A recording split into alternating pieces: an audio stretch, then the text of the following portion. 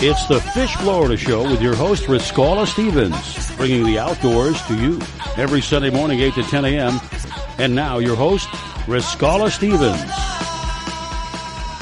Good morning to you out there, and thank you for taking the time to listen. It is the Fish Florida Show. An honor and a privilege to be with you this morning. You know, March of this year I had heart surgery, had emergency heart surgery, and since March of this year the only time that I drink coffee would be Sunday morning because I am up quite late Saturday night. I'm up usually till 1 o'clock and doing something else, and so Sunday mornings I've been drinking coffee prior to March of this year. I'm drinking coffee to wake me up. Now, since March, I haven't been drinking the coffee, and I've been waking up fine, but the difference I find is even with drinking a little water in the morning, my throat is, I guess that warm liquid going down the throat kind of washes the throat out because I'm finding that my throat is rather dry, even with drinking the water. So I may have to go back to drinking coffee just to clear that up. But anyway, thank you for taking time to join us this morning. It is an honor and a privilege, truly, to have you. I have Pam Worth with me this morning as my co-host. She's usually the one who is my co-host, unless she's out there fishing somewhere or putting the men to shame, if there are any of them around. But this morning she is with me with acting as my co-host, and I don't think she's going to be working this morning. I think there's a little bit of weather that's less than nice that's going on the other side of the state, and she'll tell us about it here in just a moment. Good morning, Miss Pam. How are you, my dear? Good morning, Riscala. I'm doing great. And yes, I am lamb-bound today. I'm doing your show, and then I'm headed over to Tampa Fishing Outfitters and hanging out there for the day. But, it's just, we've had over a week of constant rain. I think people are now building arcs in their backyards. They're collecting things. You know, it's just been crazy.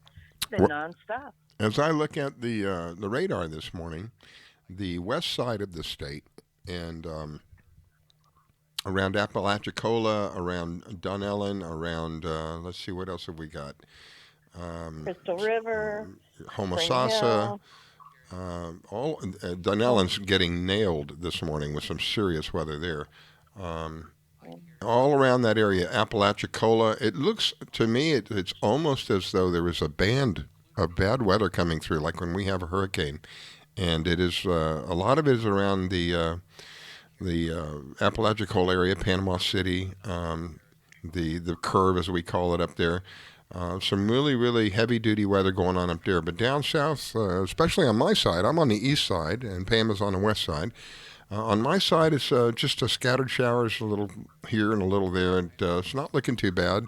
The weather report for the day says the seas are going to be 2 to 3 feet. The winds are going to be very light.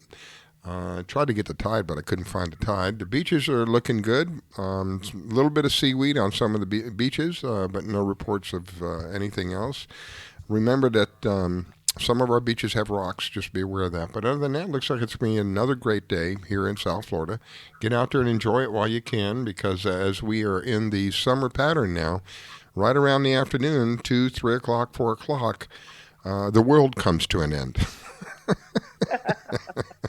Yeah, a couple of boaters went out to test a boat that they've been working on out of Port Canaveral, and they're still missing. Oh, my goodness. They didn't have one of those. Yeah, I wish they would have had one of those Atlas trackers on there. They would have known exactly where that boat is. Wow. How sad to hear.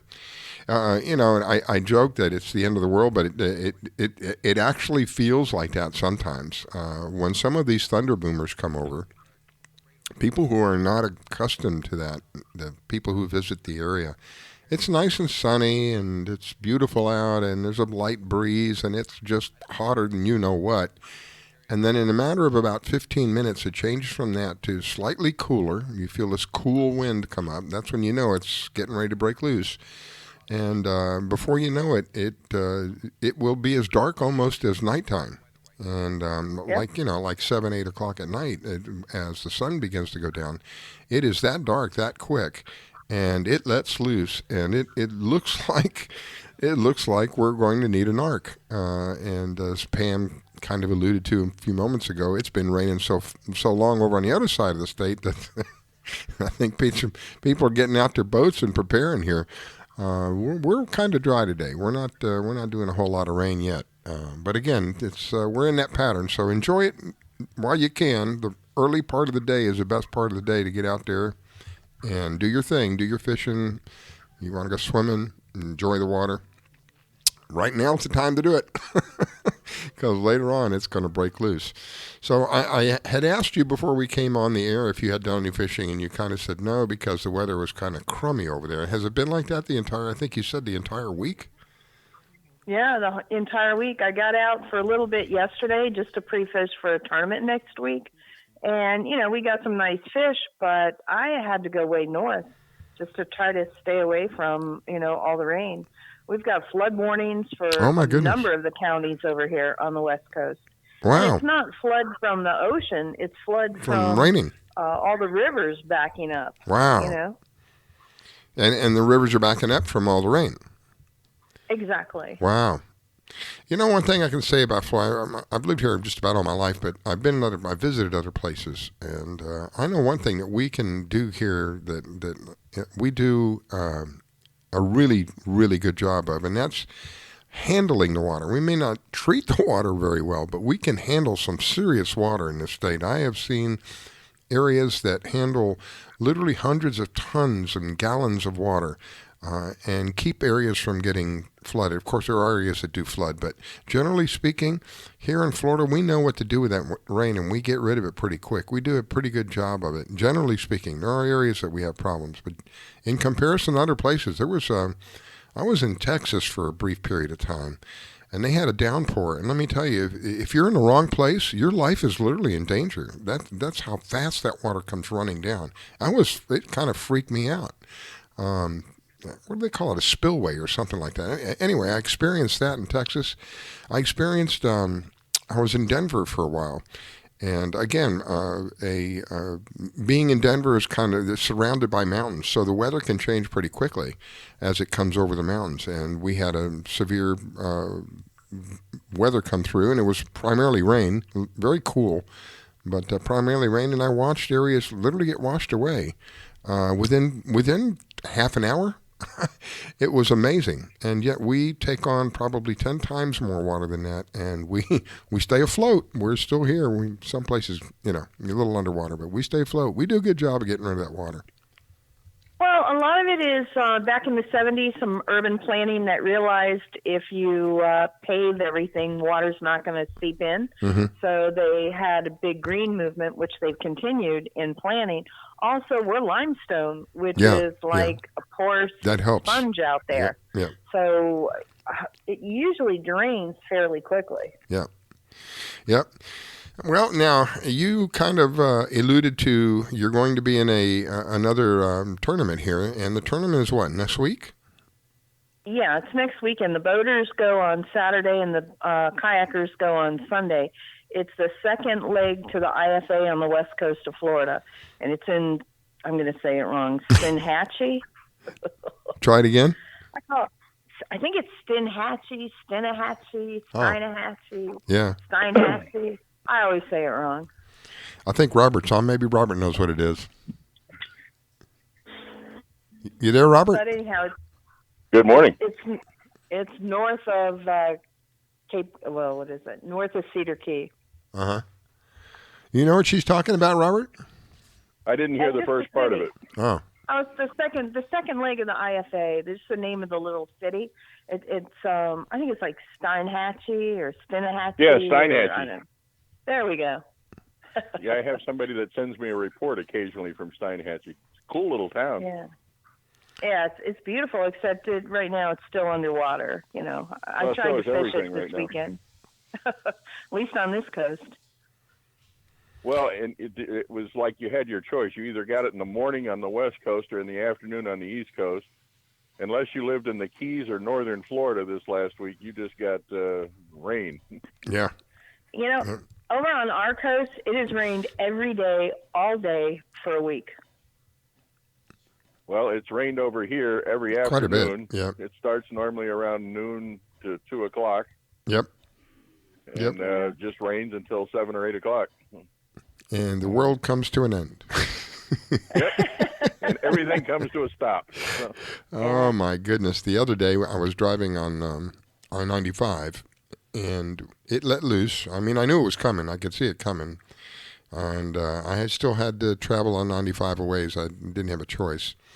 And it let loose, and you would think that people would begin to use a little caution, but it seems as though it doesn't affect them. It's almost as though the road is dry, and they just barrel down that road. It's really, really concerning sometimes with what goes on. People like me, I try to find the fastest way off and just wait, because it was raining. It was going sideways, raining so hard you could see it going sideways. And guys were not slowing down. They're still doing 65, 70 miles an hour in this stuff. That scares me. That concerns me. But that's what we're doing. I need to trucks and get behind them. So. Yeah, I need to ask you a question. Did you have your blinkers on? Your flashers? No, I will not do Good, that. thank you. Yeah, no. To all the people in the state of Florida, the law says when it starts raining, put your lights on. That's correct. Especially if you're in a white or a gray car, because nobody can see you. Yeah. Secondly, flashers are only for a stopped car. I want to tell you, driving home all the way back from Tallahassee yesterday, and I came down 98 and 19, I am amazed at all the people with the flashers on. I take a shotgun at them. It presents a danger, because if you're driving down the road and it's difficult to see, and all of a sudden you see flashers going, is that car stopped? Do I need to slow down? Or if you slow down suddenly and somebody's behind you and they slow, it's a domino effect. So no, I don't do that. And the law, you're absolutely correct. The law is when it rains, you're supposed to have your lights on. And when you have your lights on and it's raining, the law says you're supposed to have your wipers on as well. Now, whether they're on, intermittent or not isn't the point, but they're supposed to be on. But having your flashers on is working correctly is a whole different question too. having your flashers on is a no-no. Robert, what's going on with the fishing on our side of the state? Not a whole lot because of the rain. Because of the rain. You didn't get out early, you didn't get out. So it was morning fishing only over here.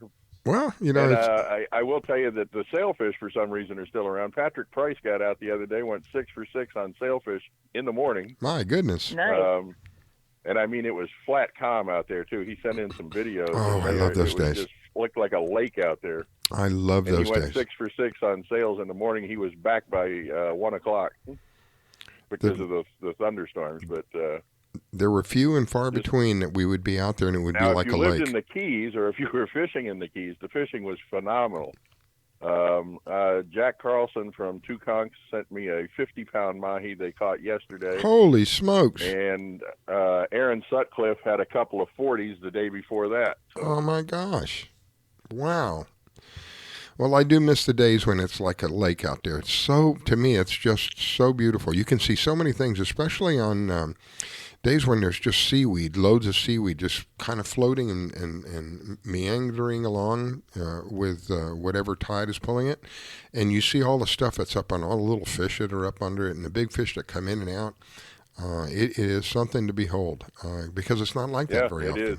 It's not like that. It's so calming to me. When it is like that out there, it is absolutely beautiful. As a matter of fact, the last sail I caught, which is the one I have mounted in my living room, I caught on a day just like that in Key Largo about 4 or 5 years ago now, and it was just flat calm. Wow. You actually saw his bill come out of the water when he came after the bait. It was just beautiful. And when it's, I find, you tell me if you find the same thing. I find when it's like that, the water is so clear. You can see down, my gosh, you see down 30, 40 feet, and you don't realize you're looking down 30, 40 feet until you catch something and you go, oh, it's right there. Oh, no, you're still reeling. Oh, it's still reeling. You're still in. Finally, you get up to the boat and you go, wow, man, that thing was really down there. You don't realize how far down it was. No, you don't.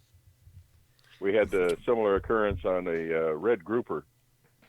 We were actually yellowtail fishing, and I actually caught a really nice red grouper on a yellowtail rig, but I caught a little grunt, and Aaron goes, just drop it down. I was with Aaron Sutcliffe that day, and he goes, just drop it down. There's a red grouper there, and the red grouper ate the grunt. Oh, my goodness. We watched the whole thing happen. I mean, oh, my gosh. We were in, I think, 31, 32 feet of water and just watched the whole thing transpire. It was great. Yes, I miss those days. And that is quite common. Were you in the Keys? Because that's quite common down in the Keys. Yeah. Yeah, I was in Islamorada that day. Yeah. Oh, with my Aaron gosh. Sutcliffe. Yeah. Islamorada was one of my favorite places to go out of.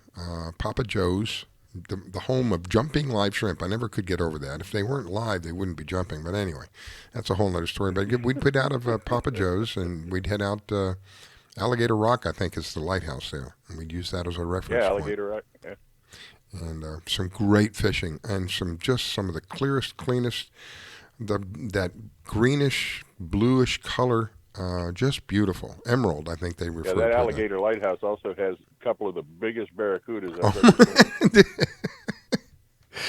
Yes, I don't know if they're still there, but yeah, when in our day, yes, some of the largest barracudas I've ever seen in my life. Some of these things were upwards of 6 feet. These barracudas, hanging around right at the lighthouse, hanging around the posts. Right at the rocks. Yep.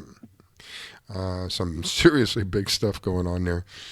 Wow. So right now we're looking at a couple of showers here and there, but generally speaking, on our side of the state, we're going to be pretty good for right now. What's it like over there, Pam? Is it raining already? No, my backyard is it's overcast, but no rain right now. The lake in the back looks like you could skate across it. It's absolutely Oh my gosh! flat. Wow. So it looks like it's going to be like that for a brief period of time on both sides of the state, because I can see some serious stuff that's going on. Yeah, serious stuff going on the West Coast. We got looks like disturbed weather. Looks like a tropical depression or something like that on the other side of the state. So they're not going to be as fortunate as we are on this side today, anyway. Oh, well, it figures the one morning I could maybe get out, but that's okay. Exactly. Yeah. We all know what summer brings here. So, speaking of which, thank God for our new governor and Brian Mast, the local congressman here. They kept him from keeping all that water in Lake Okeechobee. They let them keep the water levels really low, and now that we've gotten all this rain, they're not having to let it all out. Nice. We're not experiencing that what they call that red tide, as they call it. Well, and we're not even getting there was a picture yesterday somebody posted of their backyard last year and this year, and last year the canal out back was just pure green, and this year it's crystal clear. And that's because they didn't let that green algae out of the lake and into the rivers. Excellent. And speaking about this algae, now I don't know if you guys have heard about this, but there's been several places, North Florida and up in the northern states as well, where there's some kind of algae that the animals go swimming, dogs go swimming, and end up dying. And they die. Yeah. Yep. So be aware of that. I don't know if that's occurring. That's the same green algae. It's the same green algae. You're not supposed to swim in it. You're not supposed to be in it at all. When it happens here, they just put up signs, don't go in the water. Mm-hmm. The bacteria levels get so high that, it'll kill a human being. So it'll definitely kill a dog. So yeah, these poor animals died within hours. I was sad to hear it. And apparently... it wasn't like, you're describing now where this guy saw his backyard last year was all green. It wasn't all green like that. The water looked, visually, the water looked okay. And people were swimming in the water. They didn't get sick, but the animals died. So be aware of that. I don't know where it's going on here in Florida. I know it was North Florida was a couple reports, and then states up north were reporting this, where they go swimming in the lakes all the time, and all of a sudden this algae's there now. It's a sad thing. It's just something to be aware of, because the last thing you want to do is take your dog swimming and then end up having your dog pass away on you because of something that's in the water and you're not aware of it. Mine's swimming my pool, so that's probably one of the safest places. There's no sharks in there, so that's probably one of the safest places to go. I got a big yellow lab, and that's the first thing she does. Oh my goodness! Walks out, gets in the pool. Yeah, I had a golden, and that was the same thing. I'd visit my brother. He had a pool, and the first thing he would do is jump in the water. Just for most of the day I was there, he'd stay in the water, even if it was just floating in the water. Their dogs just love that water. Cools off about 3 or 4 times a day. Yeah. So anything going on as far as tournaments that you're aware of there, Robert? I believe they're getting ready for Summer Warren's big Oh, that's Chase right. and Tails tournament. The party was Friday night. So it is probably going on as we speak. I think we will have her on next week. I tried to get her on for today, but she's got a lot going on.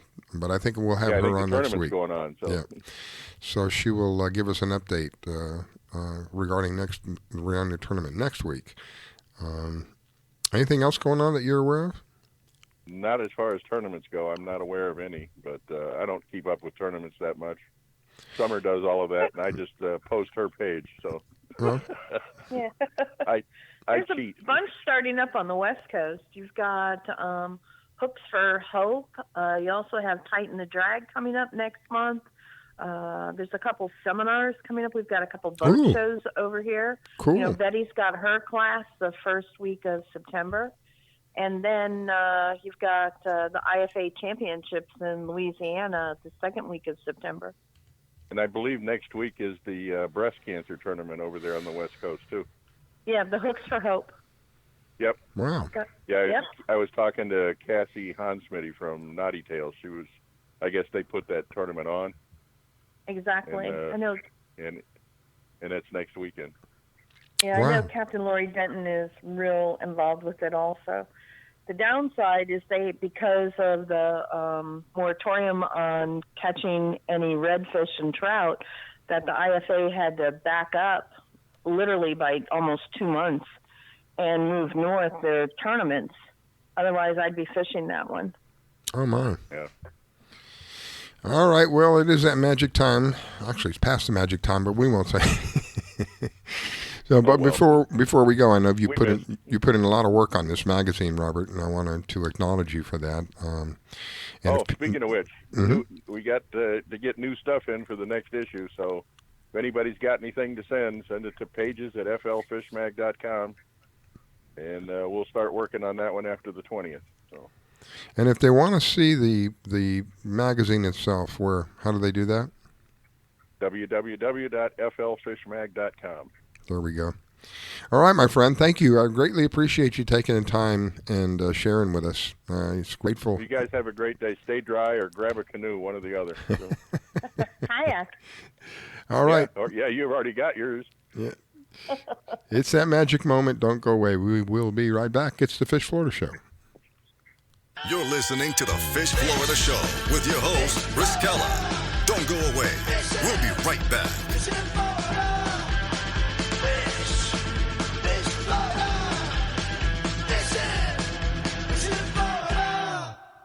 What's up, Ricky Dillon here at the largest social media gathering in the world. So the internet is an amazing place, but sometimes it can be a not so great place with online bullying and trolling and stuff. Have you ever seen online bullying before? Unfortunately, it's kind of common. Online, people can hide behind the internet. Those comment sections can be a little harsh. Yeah, Definitely. That's a good word for it. I've been called many homophobic names. I felt embarrassed. I felt humiliated. It made me stop liking myself. What if I told you there is something that you can use anytime that you see bullying online that calls attention to it in a nice way? Like, hey, that's not nice.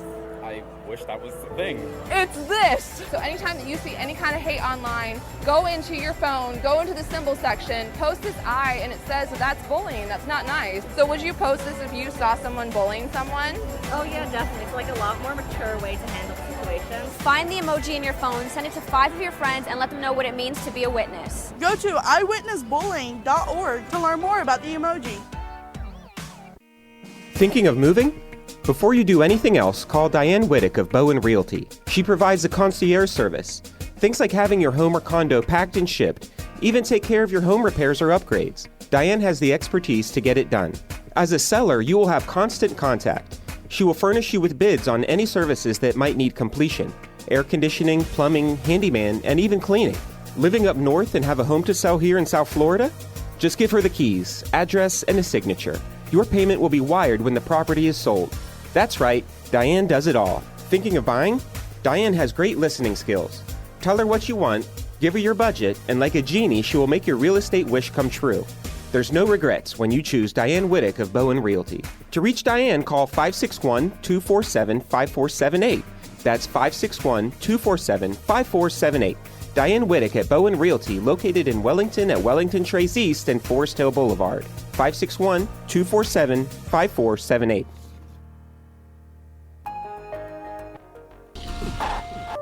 We just finished dinner and it was time for homework. He hates homework. It makes no sense. I don't know how he finds anything in his backpack. I can't find my backpack. I couldn't even read his handwriting. Holding the pencil makes my hand hurt. I know he's bright. Why is it so hard for me? He's I'm just trying gotta as try a hard little as harder. I can. When you can see learning and attention issues from their side, you can be on their side. Go to understood.org, a free online resource with support and tools to help your child thrive. Do you have an unusual pet? Did you know that the Rainforest Clinic in Loxahatchee specializes in exotic pets? They see pets that other vets don't. Parrots and chickens, ducks, geese, turtles, snakes, goats, pigs, lizards, and even monkeys. Are you a beekeeper? Dr. Clubb, the first of her kind in the area? Yes, she takes care of bees as well. Dr. Susan Clubb has decades of experience and known around the world for her reputation as a premier avian vet.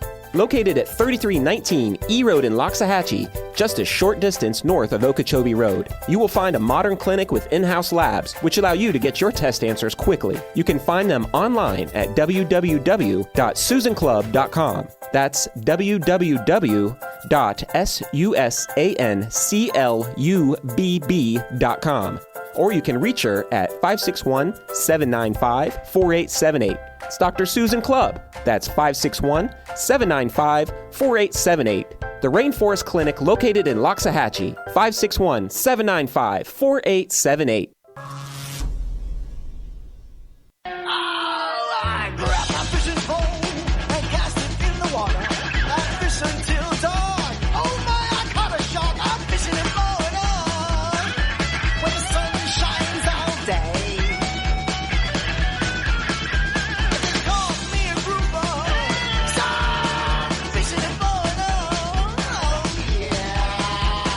It's the Fish Florida Show with your host, Riscala Stevens, bringing the outdoors to you every Sunday morning, 8 to 10 a.m.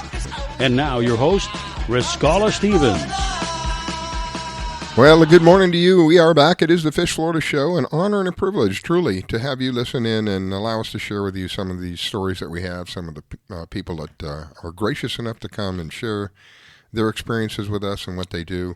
It is always a learning experience for me, and I hope for some of you out there that it's a learning experience. It's a family-oriented show. I mean, you can hear that in what we promote. We promote families.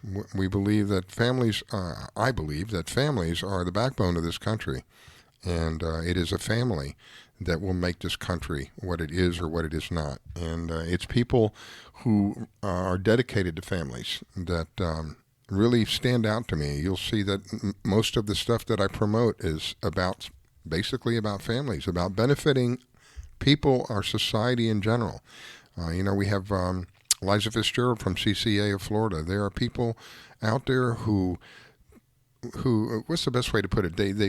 They put together something where everybody wins. Everybody wins. I've never heard of a tournament where they have a category for trash, for Pete's sake. But you can pick up trash, and if you're one of the lucky people, you'll literally be rewarded more than, of course you'll be rewarded by knowing what you've done your part to help clean up the area, but you may be one of the people rewarded financially in some way, shape, or form.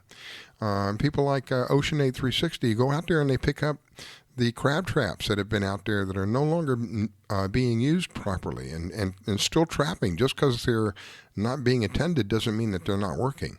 And so everybody wins. And that's what it's about for me. It's about a learning process. It's about providing information for people that's, I hope, is interesting enough that they'll go out there and they'll do some of what we talk about. And giving an opportunity for families to put down the technology for a little while and spend some time together. Hopefully that's, fishing, but the bottom line is spend some time together. Because that time that you spend together, that you're sharing the same experience at the same time, helps build bonds. And those bonds help keep our families together. And the family, make no mistake, is under a direct attack today. Anyway, this morning I've got Pam Worth with me. She is my co-host, one of the top, I'm not going to say female anymore, I'm just going to say one of the top anglers, one of the top kayak anglers here in Florida, because she put some of the guys to shame. Welcome back, Miss Pam. Oh, thank you very much. I don't put the guys to shame. Matter of fact, I was fishing with Joe Stoddard out of Tallahassee yesterday, and again found 2 new techniques that I've never used before. Cool. And he was just slashing the trout with them. Wow. So it's a lot of fun to fish with a lot of different people. You never stop learning. You learn something. That's the whole thing. Time. I don't know who said it, but your mind should be like a parachute. If it's not open, you're not learning. You're not floating down. You're going to come to a hard crash. Anyway, let me bring my next guest on, Dennis. Dennis I met at the Quest for the Ring, I think was what it was called. A very impressive young man who has done some really, really very nice work. He is an artist. His primary focus is, of course, fishing, artistry around fishing. But he's done a lot more than that. Good morning, Dennis. Tell us a little bit about the latest that's going on with you. Good morning, guys. How are you doing? Go ahead, Great, Pam. thank you for asking. That's a heck of a lead-in for us. You're talking about families, because we started our studio out as a family business. As you know, my wife is also an artist, and we kind of, when I quit my day job, we started this business with our own 2 hands some years ago. We had it of the mindset that we wanted to create a family business. That's since branched out. But we've never lost that core value about everything that we've God bless you, my friend. God bless you. Yeah, so we've got lots of exciting things going on these days. And, as you know, we're always busy doing tournaments and T-shirts and boat wraps and stuff like that in our full-on commissions. But one of our latest projects we just built a podcast in the studio. Oh, wow. And we recorded about 7 episodes so far. Cool. And I got to tell you, I'm super, super excited about that. We've been talking about doing it for about, it seems like 2 years. But at this point, everything's up and running, fingers crossed finally. And, everything seems to be going great so far. The reaction and the response has been phenomenal. And our guests have been nothing short of amazing. Congratulations. I didn't know that you had that. So if people want to hear this podcast, how do they do that? Right now, it's a YouTube component, and it's Friel, and the name of the podcast is Connected by Water, which is, the same name as our parent company in the studio. So if they go to YouTube and they search Friel Connected by Water, we have our first 2 episodes up now. We will be getting our audio up on our sound component. I think we're looking at doing that through Lisbon. I need to get with my web and SEO guy and marketing guy to get all that situated, because we are still at the beginning of this. But we do have 7 episodes pre-recorded. Great. And we are going to start with our weeklies in the first week of September, where we're going to be, recording 2 sessions every Tuesday. So we'll be releasing those Tuesdays and Thursdays every day. Every week. Did you ever meet Victoria Brinkley? I have not. Okay, I'll get you her contact information and reach out to her. She might be able to help you with the marketing stuff that you're trying to do. Sure. She's. I'd love that. She runs the Fish Florida Alliance, and the Fish Florida show is part of the Alliance, and you can become part of the Alliance. And it's business people helping business people, basically. I could do a whole show about it, but that's basically what it is. And I'll get you her contact info, and I'll text that to you, and you can contact her. And I think she can help you along with that. That's one of her specialties. But I met you at I think it was the Quest for the Ring. Is that what it's called? Yeah, the Jimmy Johnson tournament. Yeah, the Jimmy Johnson Quest for the Ring. We met at the Hard Rock. Yep, and I was extremely impressed with you. At the time that I met you, you were painting a guitar. And the painting was just gorgeous. And I believe, if I'm not mistaken, I think the guitar was auctioned off later on, or was it given? I don't recall. Yeah, so ever since the Hard Rock came into play for the Jimmy Johnson tournament, previous to that, let me back up a little bit. Previous to that, I would create a painting for this tournament every year. We would auction it off, and the majority of proceeds would go to charity every year. So when the Hard Rock came on board, we had the idea like, hey, it's Hard Rock. It's part of the brand now. Why don't we paint a guitar? And everyone is now flipping out over the guitar every year. My goodness. And expecting it to happen. So we've done 2 so far. They go for a very high dollar amount, which we're excited about. And this year, we have a plan. since they have their new hotel going up, that's shaped like a guitar. Yep. I'm sure everyone's aware of it. It's kind of the talk of the town. They've been working on that for a long time. Working on it for a long time. It's going to be up and running, I think, this September is their grand opening. And then, that's going to be perfect timing for our tournament come March. So we are I am this year going to be painting a double neck guitar. Oh, cool. Yeah. Now, at one time you had, if I'm not mistaken, at one time you had a website with a lot of your work on the website. Is that still going on? We do right now. It's currently under construction because we are adding a brand new shop component to our studio. Oh, cool. And yeah, so the whole website is kind of down at the moment. Mm-hmm. And we're primarily, trafficking all of our custom business through social media right now, which, we don't miss a beat on the custom stuff. We're booked 3-4 months out sometimes. Yeah. So they can find you on Facebook and Instagram and stuff like that, right? Yeah, so on Instagram, we're at Dennis Friel Art. Facebook, they can always find me by my name or by our studio, Dennis Friel Art Studios. Or D Friel Connected by Water is what we're really transitioning that to. We just really came into a new partnership, and we were rebranding the studio as D Friel Connected by Water. Wow. Well, I was very impressed with the work that you did. I was impressed because of several things. You mentioned it already. Being a family, those who have listened to the show know that I am a 110% supporter of family-owned businesses. I try to have as many of them on here as possible because I believe in it. I am a family. I have a family-owned business. I believe the financial backbone of this country was built on family-owned businesses because we don't have millions of dollars to pay lawyers to figure out how we don't have to pay taxes. We're the people who end up paying the taxes. And that's really the fact of the matter. So we should support each other in whatever way we can. And so that was part of it. Your ability to bring out really astonishing figures. Again, I think of that one picture that you had. And I can't recall what.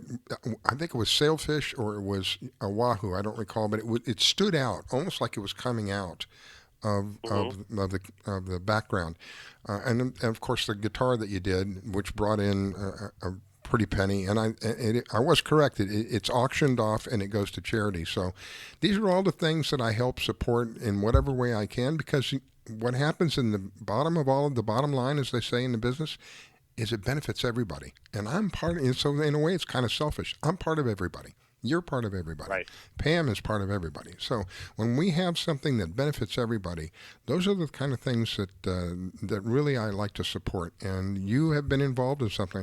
And I hadn't talked to you in probably been 2 years since we talked.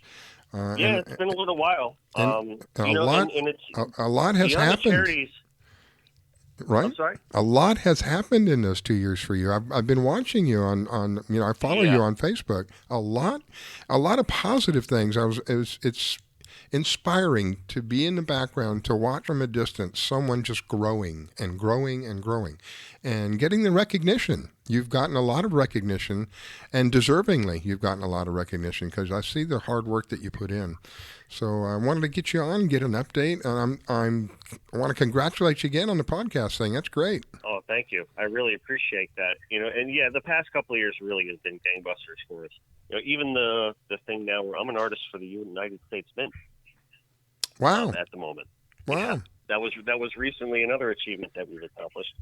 I had to go through a process. It was like a year-long process, a submission process, an acceptance process.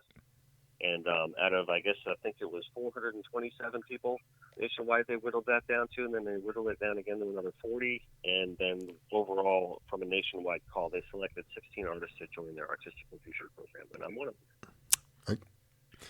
Congratulations. Awesome. Isn't that awesome, Pam? That's Yeah. I'm glad that you were able to come back on and share with us, because like I said, a lot has happened. I think with a little bit of exposure that we can offer here, more people can find out about you and look you up and see some of the things that you provide.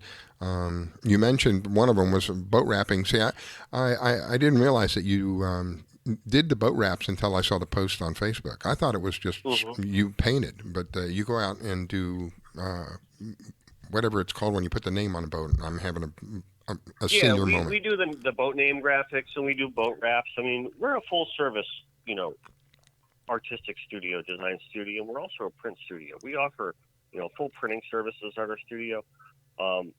It's a full-on business. It's not just me sitting here, out of my house. I have a staff. We have a full operation running right out of our studio in Coral Springs. So it is a full-on business. And I was going to kind of speak to that a little bit too. Sure, go ahead. You mentioned before, where everyone's about family and we believe in supporting each other and everything. And I think it's kind of rare to see almost in our approach that I'm a conservative artist. And I don't think that that's necessarily something in the artistic community that's common. But, we do hold conservative values. We do hold family values. And, we try to portray that through our business ethics in our studio.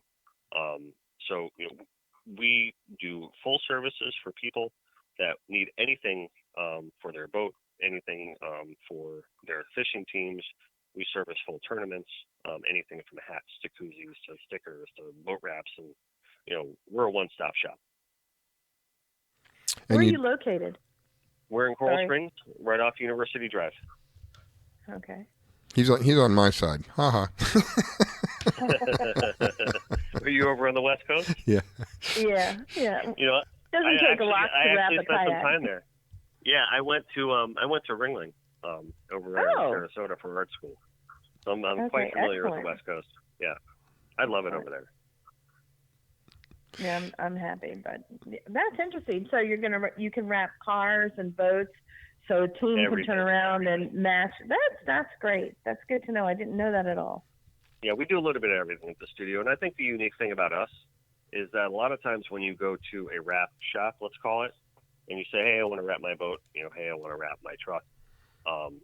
Those guys are primarily installers, or they print out the vinyl and install it in the truck, and they got to go find an artist to help you out. When you come to us, you're coming direct to the source. You're coming direct to the artist with all the knowledge and all the know-how that those printers have. So I think that's a unique thing about dealing with our studio. And a wrap is pretty much a permanent thing, right? How long does a wrap last? Well, we usually guarantee them for up to 2 years, but they can last up to 4 or 5 years. They pretty solidly. Mm-hmm. A lot of guys after that period of time will take them off. They might want something new, or perhaps they're getting some sailfish bill scratches in them. It does protect your hull. That's the most important part of it, I think. Yeah, that's what I was going to ask you. It is a protective layer on the hull. Yeah, that's pretty cool. And absolutely saves your paint, saves your gel coat. Does it? I'm completely ignorant to this, so I'm going to ask you a silly question probably. But does it cover the entire bottom of the boat, or just certain parts of the boat? No, we basically go down to the boot stripe for the most part. Mm-hmm. So it's waterline and below. Pretty much, yeah. And it'll go a little bit, a few inches below the waterline. Mm-hmm. But technically, anything can be wrapped. We can wrap anything. But generally, we don't wrap the bottom. Yeah. That'll come off. I mean, if you try to wrap the bottom of the boat, especially as fast as these boats are now today, the pressure from the water will rip it off. Yeah. Yeah. Well, Dennis, thank you. I greatly appreciate you taking time to share with us today. Let me give my co-host an opportunity to say goodbye to you. And then when she does, before you get off, one more time, let the listeners know how they can reach you. Go ahead, Pam. Yeah, thank you so much. And I think it's interesting that the different facets that you do. And again, yes, please repeat your phone and your sites on where people can get a hold of you. Sure. I mean, if anyone wants to reach us, they can call our studio line at 754-529-8162. They can email us at sales@connectedbywater.com. They can always find us on social media. Me personally, at Dennis Friel Art or at Connected by Water. Dennis, the last name. Spell the last name so we make sure we get it right. Sure. That's F as in Frank, R-I-E-L as in Larry. All right, my friend. I wish you a wonderful day. God bless you. Thank you for taking time to share with us. I'm really honored that you were able to come back on and share. So much has happened, and I'm so really am inspired to watch your story and as you grow. God bless you. Wish you a wonderful day. God bless you guys, too. I really appreciate the time, guys. We'll talk to you again soon, I hope. Okay. Right. Yeah, absolutely. Thank you. All righty. Here we go, folks. Bye. You're listening to the Fish Florida Show with your host, Riskella. Don't go away. We'll be right back.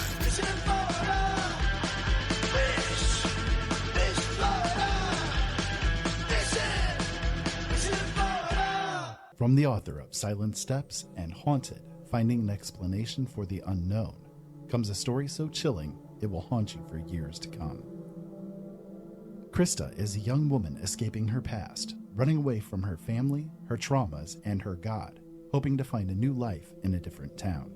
But when she is forced to make a horrible choice, she comes to realize malevolent entities have controlled the true darkness she has been a part of. That is when her real terror begins. Penitence is disturbing and evocative. It will tear down the walls between what is real and what is nightmare. Penitence is the new novel by the man called the new master of speculative fiction, Ira Robinson. Find it and all of his books at his website, originalworlds.com. Do you own a laser printer, copier, or a fax? Well then, listen close to this announcement. Laser Technologies has been providing high-quality, frustration-free toner cartridges that are guaranteed not to harm your equipment for over 20 years. Laser Technologies will save you on your supplies with high-quality and fast delivery. Savings up to 50%. Laser Technologies supplies toner, imaging drums, developer, and cartridges for most of the major brands. For a price quote, send an email to service@laser-technologies.com. Include your printer make and model for your part number. Call us at 561-792-9600. That's 561-792-9600. Laser Technologies, providing 100% of the quality at a fraction of the price. 561-792-9600. Want to give your pet the celebrity treatment? Have you heard of Holly Wolf Pet Grooming and Care in Royal Palm Beach? They're located just off State Road 7 and have been servicing the area for 14 years. Holly Wolf Pet Grooming and Care is the home of the Blueberry Facial, also specializing in tartar removal with 8 years of assisting in dental procedures. Holly Wolf Pet Grooming and Care? They're more than just about dogs. They are the only experienced cat groomer in the area. They also cater to all breeds and sizes and open 6 days a week. Holly Wolf Pet Grooming and Care, located just north of the Super Walmart in Royal Palm Beach. You can find them at 250 Business Parkway. They specialize in shampoos with no extra charge. Flea and tick dips also available. Holly Wolf Pet Grooming and Care. You can give them a call at 561-793-9992. They also provide gift certificates for those looking for that special present. Holly Wolf Pet Grooming and Care. 561-793-9992. They're located in Royal Palm Beach. That number, 561-793-9992. Call for your appointment today. 561-793-9992. Holly Wolf Pet Grooming and Care, where your pet gets celebrity treatment. Can I tell you a cat joke? Just kidding. Why did the girl ask the mushroom to dance? Because he was a fun guy. What do you call a pig that knows karate? Pork chop. Why was the basketball court all wet? Why? Because the players kept dribbling all over it. Can I tell you another one? So how does a tissue dance? Put a little boogie on it. What's Beethoven's favorite fruit? Banana. What is a boxer's favorite drink? Fruit punch. Dad joke. Corny, groan-worthy, but also one of the simplest ways to share a moment with your kids. What did the buffalo say when he dropped his son off at school? Bye, son. So take a moment to make your kid laugh, because dad jokes rule. Make your kid laugh today. Go to fatherhood.gov. Brought to you by the U.S. Department of Health and Human Services and the Ad Council. I grab my fishing pole and cast it in the water. I fish until dawn. Oh my, I caught a shark. I'm fishing in Florida when the sun shines all day. They call me a grouper. So I'm fishing in Florida. Oh yeah. It's the Fish Florida Show with your host, Riskella Stevens, bringing the outdoors to you every Sunday morning, 8 to 10 a.m. And now your host, Riscala Stevens. All right, we are back. It is the Fish Florida Show. If you've missed anything this morning, you can always find the archives set up at www.fishfloridashow.com. Go to past events, and you'll find our archives set up for you there. Always interesting. I'm always learning on this show, and that's one of the reasons I love doing it. My next guest, Tony Ludovico. Tony is a underwater photographer who has some absolutely astonishing pictures that he has set up on his website. Let me welcome back Pam. Thank you for hanging in there with me, Pam. Welcome back, my dear. My pleasure. And My pleasure. let me bring Tony on here. Tony, good morning, sir. How are you, my friend? Good morning, everyone. How are you? Go ahead, Pam. Hello? Go ahead, Pam. I can hear you, Tony. Sorry, I was putting cream in my coffee. See, I don't have that. Tony. I don't have that problem. Hey, Tony, your stuff is unbelievable. Tell us a little bit about how you got into underwater photography. Well, when I moved to Florida, I just fell in love with the ocean, and I just wanted to try and figure out how to make a career around it. So I just kind of stumbled on it, really. I picked up my first camera and started shooting spearfishing videos, and then met a producer of a TV show, which turned into a full-time job shooting underwater videography for a TV show, and then that blossomed into the photography end of it, and it brought me where I am today, pretty much. So it's been, over about 20 years of shooting, got me to the level I'm at now. That's exciting. Kind of following your passion. People don't need to go out and do a job they hate just to make a living. You're proof that if you follow your passion, it's there. Awesome. It takes time, but if you want to do it, it's there, definitely. Now, do you have a site where people can turn around and look at your stuff? Yeah, actually, we just finished building a brand new website. My name, TonyLudovicoPhotography.com. It's up now and running. We just finished it. It's up and doing its thing. Yeah, well, I'm excited about that. It came out really well. There's about 365 images on there to look through. Tony, for people like me who can't spell, you turn around and slowly spell your last name. So, Sure. Your site is so great. People need to go look at this. Sure. My last name is Ludovico. It's TonyLudovicoPhotography.com. Excellent. Is the other one still up, Tony? The TH2O something, TH2O gear? Yeah, TH2O gear is up. That's the apparel line. We have two separate sites now. We have one for the fine art, and then we have another one for the clothing, which is TH2Ogear.com. But you could juggle back and forth between both sites. There's a link. Some of the pictures that you got, I found out about you through Robert, and Robert calls you the fish whisperer, and I laughed when he said that. But then he steered me to your website to some of the pictures, and I went, my gosh, this guy's like literally on top of these fish. And how you get there without spooking them off is really amazing. And I think that's what makes your photography stand out so much more than some of the other people's, because you seem to be able to get literally on top of these things, and they're calm, and they seem cool and collect. At least a picture appears that way.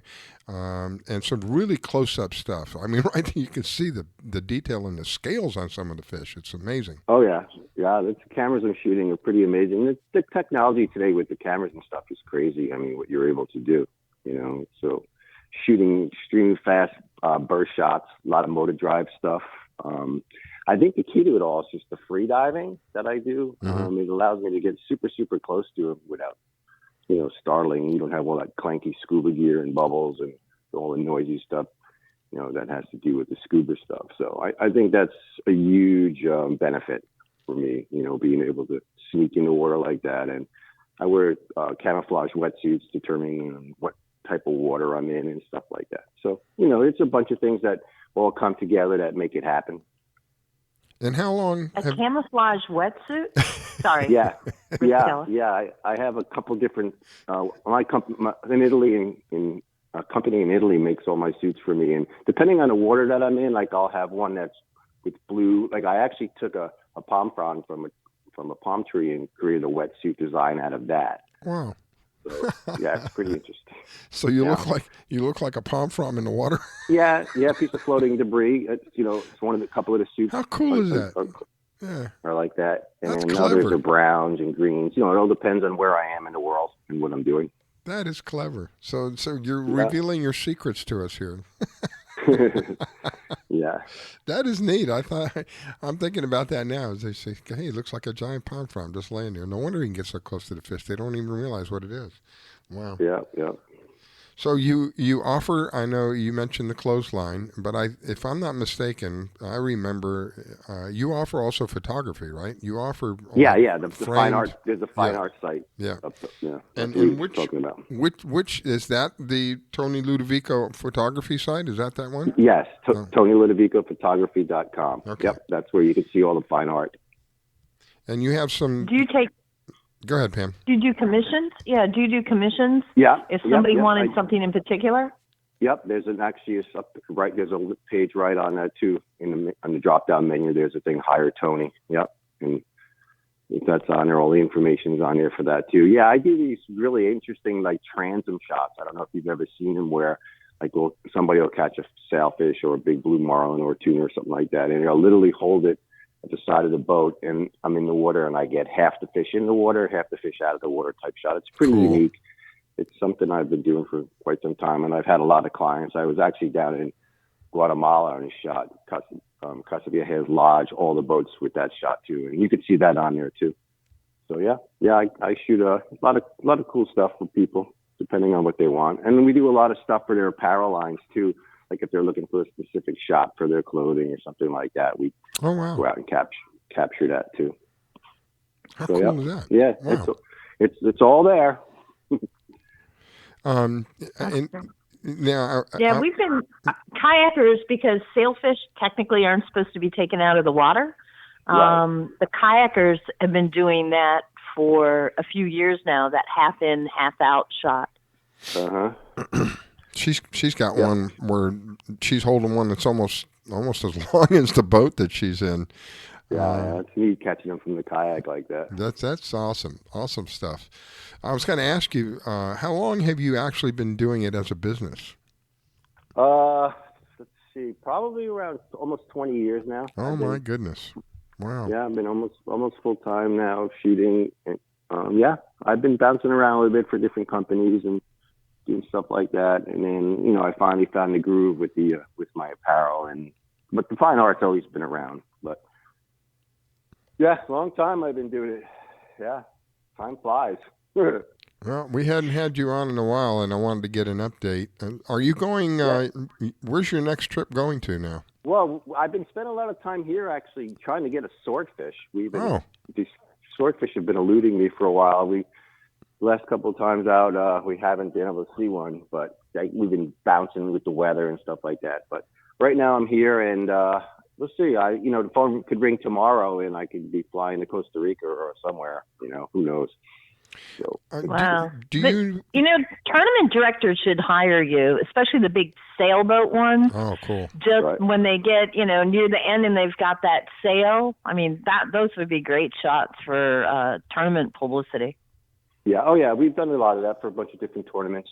We shot like cover shots for their tournament magazines and stuff like that. So it's there. I'm here. I'm available. If they needed it, they could just go right on the website and find out all the information they want, or just call me. I'm easy to find. I'm all over Facebook. We've got a bunch of social media pages and stuff like that we take care of. So, if they need me, they know where to find me. Tony, do you know Mike Simko? Do you know that name?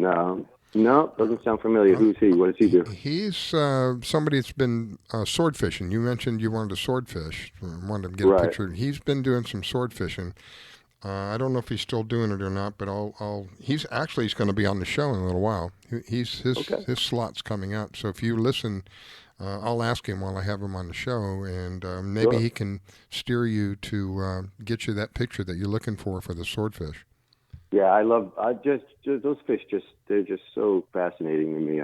They're such a little badass, So, and so hard to they're so hard to hook, especially the way they're catching them nowadays in that deep water like that on the bottom. It's amazing, In my experience, before I met up with Mike and a couple of the other people there's a guy down there, I can't think of his name. They call him the Swordfish Whisperer. He seems to be able to. He's like a magnet to these guys. Yeah, there's a bunch of them guys now. There's one in the Keys, Bud and Mary's. And he's out of Bud and Mary's.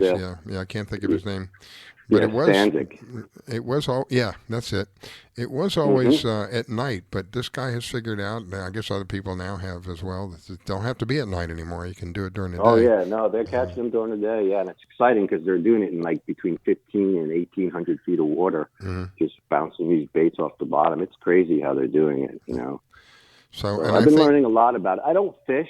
When I'm on the boats, I don't fish. I have really no desire to fish at all. I'd much rather have the camera in my hand. But I'm learning a lot about how they catch these things and how they read the tip of the rod, how it bounces, and there's certain, little flicks that the rod does that when the fish is hooked, it's just amazing, Yeah. They have so much line out. So, but yeah, and it's exciting.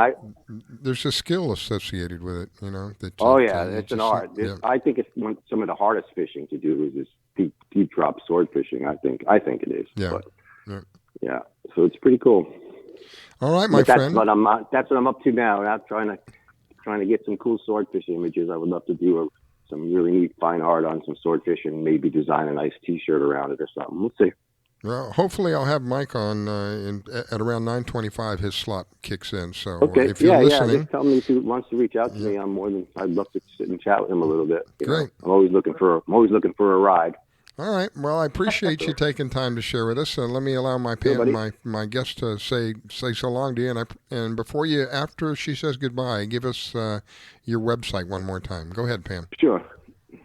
Yeah. Thanks so much, and appreciate you coming on. Your stuff is amazing. And Thank again, you. the website, and I'm going to ask you to spell your name one more time for the audience out there. Sure. It's Tony Ludovico, LUDOVICO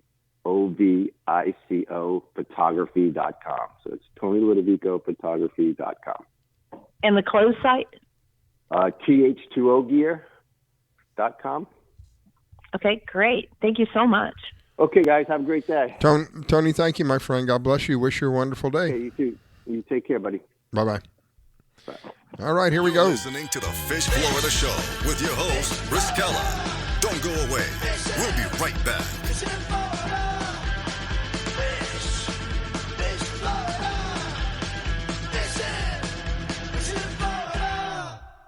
What's up, Ricky Dillon here at the largest social media gathering in the world. So the internet is an amazing place, but sometimes it can be a not so great place with online bullying and trolling and stuff. Have you ever seen online bullying before? Unfortunately, it's kind of common. Online, people can hide behind the internet. Those comment sections can be a little harsh. Yeah, definitely. That's a good word for it. I've been called many homophobic names. I felt embarrassed. I felt humiliated. It made me stop liking myself. What if I told you there is something that you can use anytime that you see bullying online that calls attention to it in a nice way? Like, hey, that's not nice. I wish that was the thing. It's this! So anytime that you see any kind of hate online, go into your phone, go into the symbol section, post this I, and it says that that's bullying. That's not nice. So would you post this if you saw someone bullying someone? Oh yeah, definitely. It's like a lot more mature way to handle the situation. Find the emoji in your phone, send it to 5 of your friends, and let them know what it means to be a witness. Go to eyewitnessbullying.org to learn more about the emoji. Thinking of moving? Before you do anything else, call Diane Whittick of Bowen Realty. She provides a concierge service. Things like having your home or condo packed and shipped, even take care of your home repairs or upgrades. Diane has the expertise to get it done. As a seller, you will have constant contact. She will furnish you with bids on any services that might need completion: air conditioning, plumbing, handyman, and even cleaning. Living up north and have a home to sell here in South Florida? Just give her the keys, address, and a signature. Your payment will be wired when the property is sold. That's right, Diane does it all. Thinking of buying? Diane has great listening skills. Tell her what you want, give her your budget, and like a genie, she will make your real estate wish come true. There's no regrets when you choose Diane Whittick of Bowen Realty. To reach Diane, call 561-247-5478. That's 561-247-5478. Diane Whittick at Bowen Realty, located in Wellington at Wellington Trace East and Forest Hill Boulevard. 561-247-5478.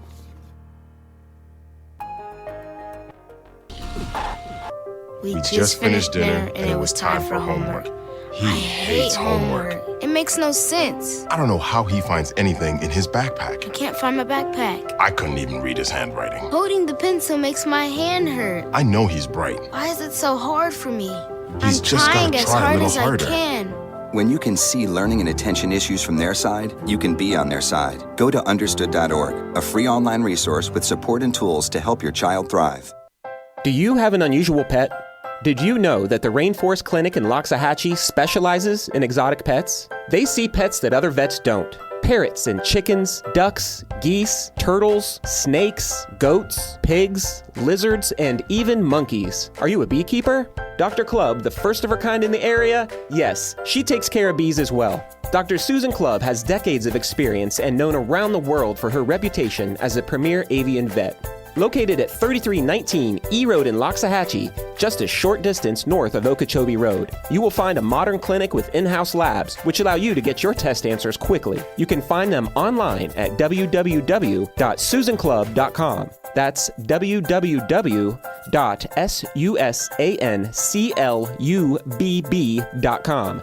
Or you can reach her at 561-795-4878. It's Dr. Susan Clubb. That's 561-795-4878. The Rainforest Clinic located in Loxahatchee. 561-795-4878. I grab my fishing pole and cast it in the water. I fish until dawn. Oh my, I caught a shark. I'm fishing and blowing on.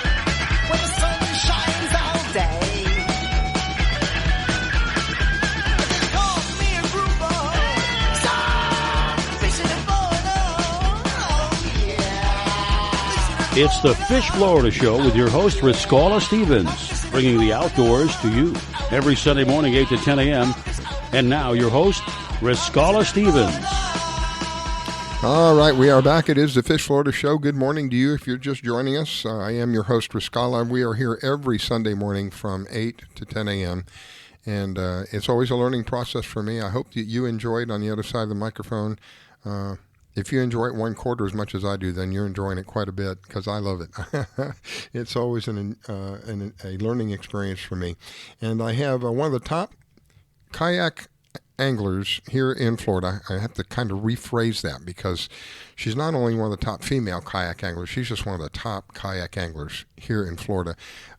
Gracious enough to spend her time with me this morning and be my co-host. Thank you, Pam. Greatly appreciate it. And welcome back. Oh, my pleasure. My pleasure. I always have a great time hanging with you on Sunday morning. So thank you for your invitation. Well, it's again, it's an honor and privilege to have you on. I was looking for Paul. I had Paul Van Reenen with Unfair Lures. I was expecting him to call in. He may be having an issue with where he's at. He said that he thought he would be able to call in. Well, maybe he's having an issue, but we'll find out here in a minute. He'll either text me. Unfair Lures, he's out in Texas now, and he's in an area where he doesn't even have cable. He's having a problem even trying to get Wi-Fi in. That's what you call being out in the boonies. That's serious stuff. His wife now, they're originally from South Africa, and his wife got this amazing job in Texas as an assistant manager, I believe, for a wildlife preserve. Oh, wow. Exotic animals and things. Yeah, so they moved from the Homosassa area here in Florida out to Podunk, Texas somewhere. And I apologize for any of our listeners in Texas, but it's in the middle of nowhere. Oh, my gosh. Well, you know what I found so interesting about his lures is that I'm pretty sure it was him. He said he took an actual live fish and used the live fish as a mold to make his lures. So his lures are molded literally from a real fish. They're not designed on a board or something and then molded. This came actually from a real fish, which I thought was pretty neat. Yep. And he approaches he approaches it from a scientific point of view. You know, he doesn't. It's not, the fish are hungry and this is something that they like. He talks about vibrations in the water and how they receive them. Very impressive. So hopefully he'll call in and give us a little bit more about that. Go ahead. What were you going to say? I was going to say, he uses a 3D scanner, and scans the fish and then helps put it in the mold and fine-tune it. So it actually, as you said, does have the movement and the vibrations of that particular type of fish. Yeah, I'd never, never had a discussion about how a lure runs through the water, and as it's running through the water, it creates these vibrations, and these different vibrations have different effects on the fish. I never had that I never thought about it. It was just throw the lure in, bring it back, and throw it again. So I found all that very interesting. How he has studied that and learned through different processes how to manufacture something that gives that vibration, as he refers to it, the right vibration off to get the fish excited, if you will, and come after that lure. And I guess that's why he calls them unfair lures, because they're not your average lure.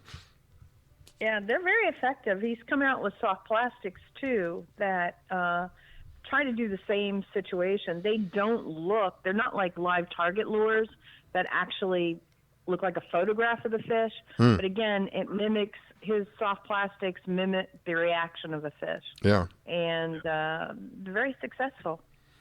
Yeah, we've got a couple of people that, again, this is a family-owned business, and we've got a couple of people that make lures, that family-owned businesses. This is what I try to support, because this is what the backbone of this country really is all about. It's about family-owned businesses. We're, not to beat the drum again, but we are the people who end up paying the taxes. We don't have millions of dollars to pay lawyers to figure out tax loopholes and things of that nature. So we're supporting, everybody benefits. We're supporting everybody by having a small business, and by supporting a business, you're supporting everybody. So it's a kind of a cycle, Yeah. And percentage-wise, if you go to a big box store and buy your tackle, most of that money goes back to the corporate. You go to a family-owned shop, in Florida has a bunch of them. Down in your area, I think it's Big Dog Tackle. I've been there a couple times. Mm-hmm. It's a lady, a woman owns it. Oh, I didn't know that. And it's it's right on Federal Highway in Pompano and Pompano-Fort Lauderdale area. And it's an amazing shop. I've been in there a couple times, and they know their stuff. There's no ifs, ands, or buts about it. And it's called Big Dog? When you spend $1 in there, close to 80% stays in the community. And it's called Big difference. Big Dog? Yeah, I think it's called Big Dog. Let me see if I can reach out. Seminars. Yeah, see if I can reach out to her. Yeah, I think they run a tournament. They just started running a tournament. Oh, it's cool. Only maybe a couple years old. So, anybody in that area, please go support them. They're a great shop.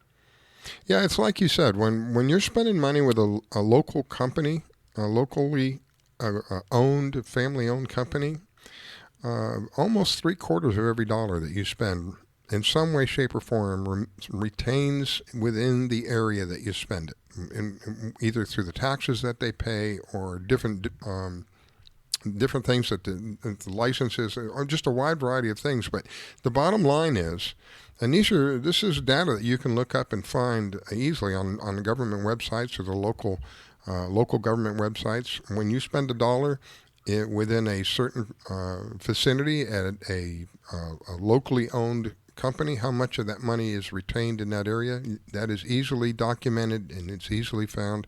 And you'll find that the majority of the time it's almost 3/4, almost 75 cents of every dollar is retained within the local area, where when you spend it with these very large corporations, it's considerably less. It is a lot less.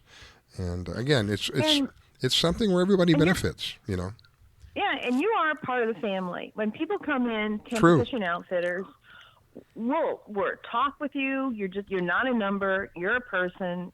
We ask your name if we don't remember, because I'm so bad on names. We're talking to you every single time. What are you catching? What are you up to? You're treated like a person. You're just not another number.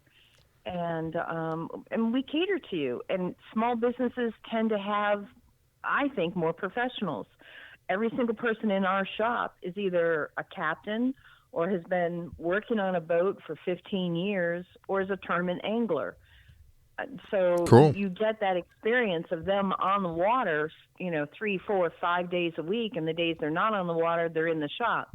And if sometimes they finish their routine in the shop and then they're on the water. So you're not dealing with a kid doing a summertime job. You've got actual professionals who use and test all the equipment that's right there in the shop. And I think you get more bang for your buck, and we're not any more expensive than the big box stores. That's great. It's really what it's about for me. And a locally owned, family owned business. Again, it goes back. They give back. And when you give to them, they give. It's like a cycle. To me, it's like a cycle, and it's a way for our society to improve itself. Going fishing for me in my life, in my background, was kind of, sort of, in a way, the glue of our family because we all enjoyed it so much. My mom loved it, fortunately. Of course, my dad did, and my brother and I fell in love with it. So we would share the same experience at the same time, and it was in and of itself a way for us to not only did we go out and fish, but a lot of times we would cook the fish that day. My dad was a great barbecuer. He taught me how to barbecue. He knew how to do stuff on a barbecue that people go, oh, how in the world did he do that? A lot of times we would catch the fish, clean them, and eat them. That was all part of the experience that we shared together. We all did our part, Not only did we catch the fish, but my dad would, what do you call it? When you descale them, sometimes we would fillet them. Sometimes he would take the whole fish. Now, some people don't like to do it this way, but he would take the whole fish head and all and barbecue it. He'd wrap it in aluminum foil and spices and just a variety of things, and put it up over the fire for a few minutes. And my gosh, when it comes out, it would just flake apart. It was unbelievable. So that whole experience together, all of us sharing that whole experience together, was kind of, sort of, in a way, a glue that helped our family stay together. That's why I like doing this show, because I'm always learning, and it's my way of giving back in an effort to try to keep families together. Families is what it's all about. So when we run into a business that's run by a family, help support that business. You really can't go wrong. Think about it this way. What happens when you have a problem with your cable bill? What happens when you have a problem with your phone bill? And you call these people and you spend, how much time do you spend with them? Now, look at the other side of the coin. You go to a locally owned, family-owned business, and like any business, you may have an issue of some sort. How long do you think it's going to take you to resolve that problem?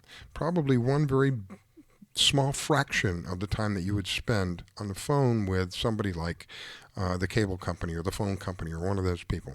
Why? Because you go right to the top when you're with a small company, a family-owned company. You don't have to wait for somebody to talk to somebody to talk to somebody. They goes right to the top right away. And the problem most of the time, in my experience anyway, is resolved relatively quickly. And you are, with a small family-owned company, your odds of benefiting from whatever it is are much greater than your odds of benefiting from one of these large corporations, because you're just a number. Pam said it. You're like a family. You're part of the family with them. So whenever I can, I do that. And I wholeheartedly ask other people to do the same thing. Whenever you can, support a family-owned company, because it comes back to the community time and again. There are many of them out there, and that's really what it's about for us. I agree. And it's fun, though. I mean, our shop is, when you talk about family, when you think about family, when you have family come and visit you, you sit, you chat, you have a cup of coffee. I mean, I jokingly told Joy, our manager, we need to bring in rocking chairs where, people can sit. We get probably 3-4 captains at least a day that come in. So we're getting fishing reports from all over West Central Florida. What they're catching, what they're using, which helps us, again, relate back to our customers. Yeah, and you share that with the people that come in. We won't tell them exactly where the fish are caught. We would never do that to any captain. Mm-hmm. But we help them with different techniques, and then they get a referral. If people are asking us, hey, who can I use for a charter captain? We're referring the people that we see come in and are telling us that they're on fish. Yeah. So it everybody benefits, and everybody, with everybody else, and then our customers have a great time out with those charter captains. So it works well. It's fun. That's my kind of deal. Yep. All right. Well, we're up against that magic moment, so let's go ahead and do that and get that out of the way. You're listening to the Fish Florida Show this morning with Pam and Riscala, and we're going to take a break, but we will be right back. Don't go away. You're listening to the Fish Florida Show with your host, Riscala. Don't go away. We'll be right back.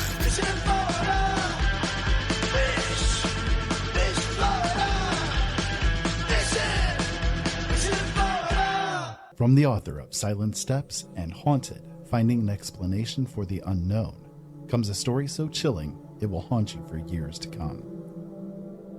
Krista is a young woman escaping her past, running away from her family, her traumas, and her God, hoping to find a new life in a different town. But when she is forced to make a horrible choice, she comes to realize malevolent entities have controlled the true darkness she has been a part of. That is when her real terror begins. Penitence is disturbing and evocative.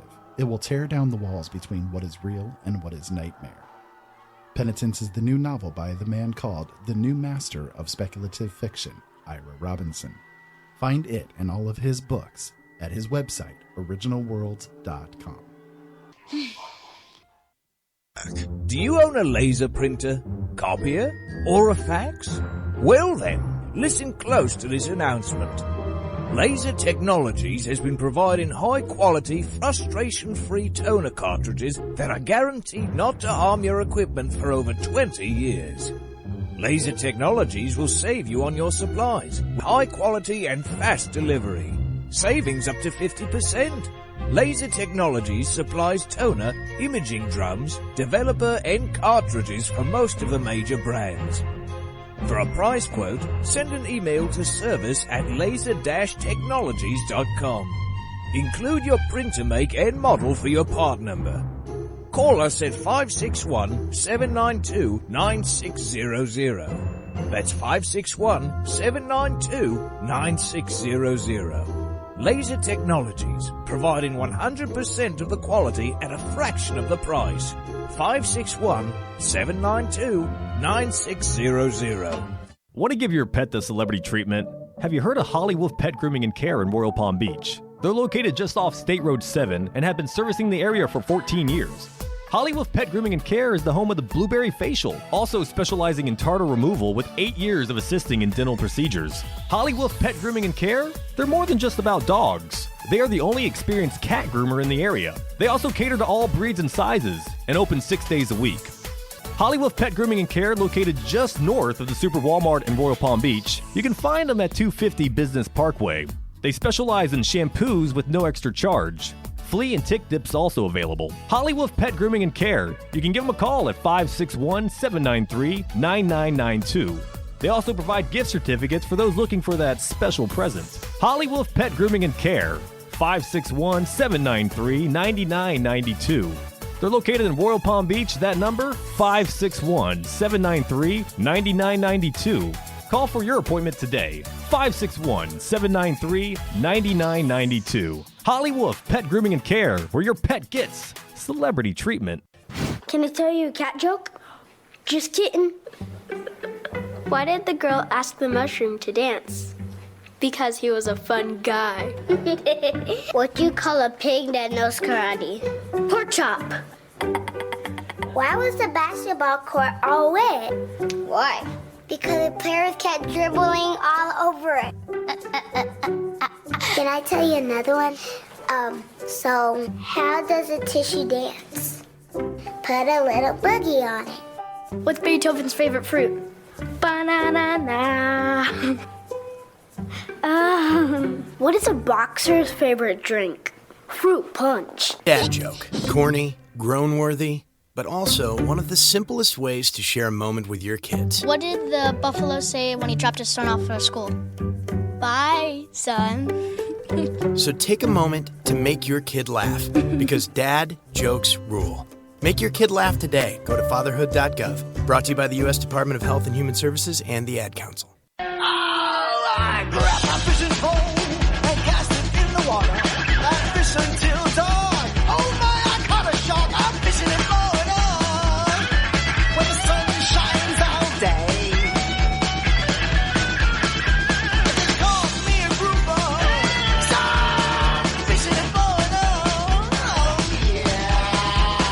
It's the Fish Florida Show with your host, Riscala Stevens, bringing the outdoors to you every Sunday morning, 8 to 10 a.m. And now your host, Riscala Stevens. All right, we are back. It is the Fish Florida Show. I am your host, Riscala. This morning, if you've missed any part of the show, you can always find it on the archives. The archives are located at www.fishfloridashow.com. We try to make it really easy for you to listen to the show. The easiest of all the ways is to download our app. Yes, we have an app, and it's absolutely free. It's not one of those things that's free to download, then charge you money to use it. Absolutely free app. You can download it, find it at any of the major stores, the Fish Florida app, which is part of the Fish Florida Association. And you can get more information about that if you go to the Fish Florida Association on Facebook. I believe you can find them there.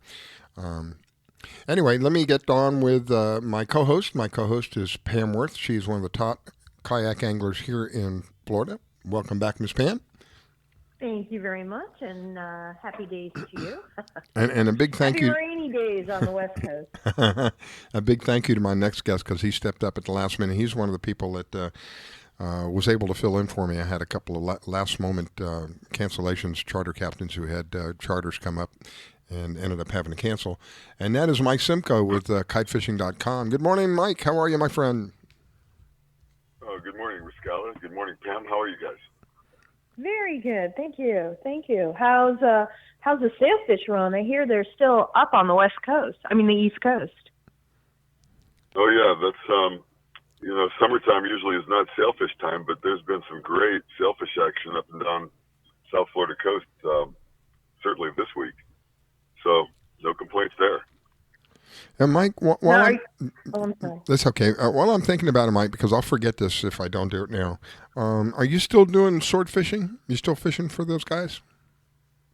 We went sword dropping yesterday in between wahoo runs. It was about a 15-hour day. We started in the morning, 5 a.m.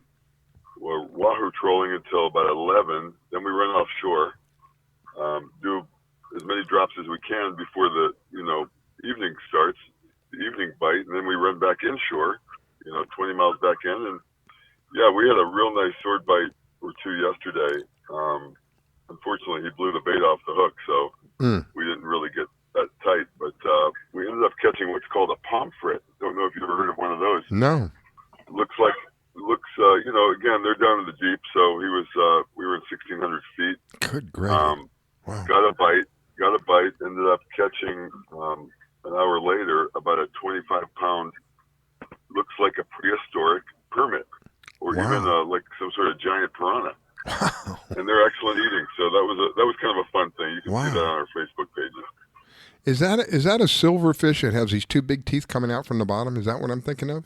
Is that what you're talking about? No, that's I think that might be something different. This has like little razor sharp, real small teeth. Oh. And looks like a permit, except it's got giant scales on it. The tips of the scales are black, and it's silver, so it's got this really cool contrast. Wow. And of course, like a lot of fish from that deep, it's delicious white meat. Wow. Well, I was asking you about the swordfish because one of my guests prior to you, Tony, is an underwater photographer, phenomenal underwater photographer, and he's looking to take a picture of a sword while it's coming up to the boat. And so what I will do, I will give you his phone number if you want to contact him. Maybe you want to, get with him, and maybe you can help each other out. He can get a phenomenal picture of you bringing up a sword or something. Certainly, that'd be great. Just connect us, and that'd be awesome. Thank you. Yeah, I'll pass that on to you shortly here. So any other fishing that you've been doing this far? Of course, it's been kind of crummy for us here on the East Coast every day, and it seems around 1 o'clock, 2 o'clock in the afternoon, the world is coming to an end. But have you been doing any fishing this last week? Yeah, we take advantage of those mornings that are so calm. It's been like we've had 16 straight days of glass calm seas in the morning, pretty sunny, little, if it's overcast, we don't get the rain in the morning. And so we get out early and, right around the full moon, which was, I think Thursday. Yeah. We wahoo troll. So we were wahoo trolling. We got, I got 2 this week during the week, and a whole bunch of other boats caught fish too. So we take advantage of the calm seas until the storms come, and then we batten down the hatches. We had Robert from Florida Fisherman magazine on this morning, and he was saying that it was like a lake out there. He lives right off the water. He said it looks just like a lake out there. Those are the days that I envy, because there were few and far between for me, and it is so beautiful and calming when you're in that and around that. Wow.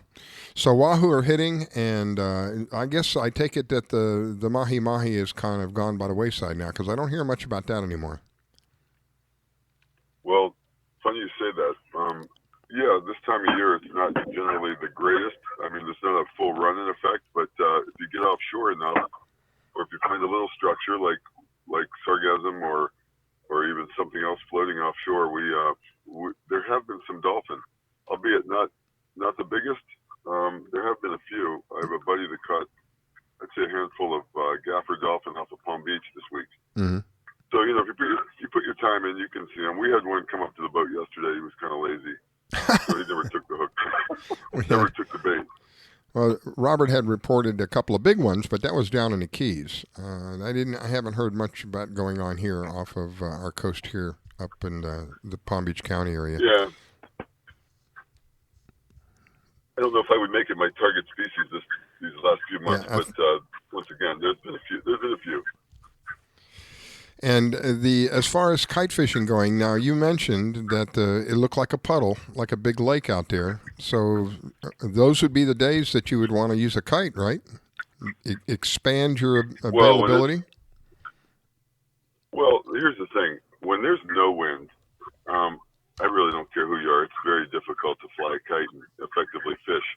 And the reason being is that we can always add helium to a kite to get it up in the air and keep it up in the air.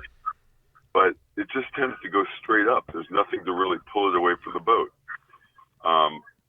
So, you know, a lot of times you'll try to troll that kite. Mm-hmm. But you know what? It's not as effective when there's zero wind. Yeah. We need a little bit of breeze to push the kites away from the boat, and then you've got something. So, yeah, this time of year, when I'm not really dealing with a lot of wind, there's other things that we can do, as we've been discussing. And, you know, I hate to, kite fishing is my thing, but I hate to say it. It's just not when there's no wind, I don't do too much of it. You can't make it happen that way. I can see what you're saying. As much as we've tried, it doesn't work that well. I can see what you're saying, where you use the helium to fill it up and just go straight up and go, oh, well. Now we just got a bird's eye view. We just gave the bait a bird's eye view is all we did. Yeah, so most of the time I'm talking with you, it's about the good side of kite fishing. Well, there's the bad and the ugly. Well, and they're reporting that the winds are less than 2 knots today, so I would say there's relatively calm out there. Yeah, you'll times like these. You mentioned storms. As a storm is starting to work its way around you, you get a little breeze at that point. Mm-hmm. Well, yesterday we were offshore and we saw, just as soon as that breeze kicked in, like kind of a storm-generated wind. Yep. All the boats in the tournament were basically, loading up their kite, their helium, and flying. So, listen, the serious guys that are fishing tournaments like yesterday will still try to get the kite up if they can, and that could change at a moment's notice. So, and it did a few times yesterday. Yeah, well, if you live in Florida, you're very well aware that it's nice and sunny and beautiful outside, and in 15 minutes the world is coming. I referred to it earlier. The world is coming to an end. It gets dark, it gets windy, and it's really spooky on the water. It is. I think it's multiplied when you're on the water, and if you don't have a compass, you don't know what direction you're going. It really is. The people who have never been caught out in the water in a small craft in a downpour. Let me tell you, the first time that ever happened to me really scared the snot out of me. Really scared me bad because I didn't know which way. We didn't have a compass. We were silly. We were kids goofing off. Really didn't. It's a good thing we got back safe. Just out in a little boat, and out of nowhere, this downpour came. we didn't know which way the land was. We didn't know which way the open ocean was. And we just kind of sat there and had to wait for it to let up enough to where we could see. But for that 10 or 15 minutes, it was pretty spooky. No, I couldn't agree more. We had one of those moments, as you mentioned yesterday. We were sitting 20 miles offshore, Palm Beach, and it's perfect. And then, right on the horizon, 6-7 miles from us, the blackest cloud started coming. And it goes from slick calm to a 4-foot chop that you don't know which way you're pointed in a heartbeat. Yeah, that'll definitely raise the hairs on the back of your neck. That'll keep you going. Yeah, then there's that other big, there's the big L word that you don't want to ever deal with on the water, and that's lightning. So you got to be careful. Yeah, I've had a couple of experiences with that, and I was in one where it was the charge was so strong that I could feel the hairs on my body, what few of them there are, standing up. And we got the heck out of Dodge, and shortly after it struck in that area where we were. So this is just some of the crazy stuff that can happen on the water. All right, my friend. Well, before we go, I want to make sure that we get the listeners to give out your website for the listeners. I've learned a lot from Mike. Mike, when people talk to me about kites, I thought they were for kids. I found out that anything but that. If you're a serious fisherman and you want to increase the odds of being able to get out there and catch something, the use of a kite is one of the most profound things that you can do. And if you want an education on it, Mike Simko is the guy to go to. Go ahead, Mike. What's the website? My website is kitefishing.com. Pretty simple. My Facebook page is Kitefishing Experts Mike Simko. And as Riscala said, I like to help folks that are getting into it. Feel free to call, ask questions, whatever I can do to help you get started in this. I think you'll really enjoy it, and it'll help you produce more fish. And I've got a video that Mike was kind enough to send me. I put that up on the Facebook page as well, where you can see some of the kites that you were involved in the Pearl kite somehow, right? You helped design it or something, or you gave him ideas? Or? Well, yeah, I help Pearl. I help him test kites and kind of tweak what he's already. This guy is such a doggone mad scientist when it comes to this. He's building such a beautiful custom kite that I was kind of proud that he asked me to help him. I help him any way I can to test, give feedback, and if you're looking for a kite, especially to start, that's easy to fly and tune and kick right, left. You really ought to check out a Pearl. I really like that. Come check out the commercial on my webpage and also Riscala's Facebook page. And we also have a video of Mike, and I think it's a sword that you were bringing up on the other video, right? Isn't that a swordfish? Yeah, that was an example of using we're using a Shimano 50, Talica 50, which is a really wonderful product from Shimano. And we manually drop 4 swordfish during the day. So we'll drop a bait, 1,700 feet down, break a weight off, and then fish basically standing up for these fish. So when they eat, it's just you against the fish. There's no electric reel. It's fun. And that's what that commercial shows. And that's a heck of a workout. Yeah. Well, if you notice, I was on the wheel, not the reel. So that was an easy day for me. Lucky guy. All right, my friend. Well, I wish you a wonderful day, and I am ever so grateful for you filling in for me because I have that last-minute cancellation. I am ever so grateful. Thank you so very much. Anything I can do to help. Thanks, Riscala. Great seeing you. Great talking to you, Pam. Take care, sir. All right. Thanks, Mike. Kitefishing.com. You can find him there and get all the information you need. He has a wide variety of information. I have learned so much that I always thought that kites were just simple kites. It can be if you want it to be, but it can also be very sophisticated. And he's the guy who has the experience that can tell you how to go about doing it. All right, we're going to take a break, and we won't be long. We'll be right back. Fish Florida Show with your host, Riscala. Don't go away. We'll be right back.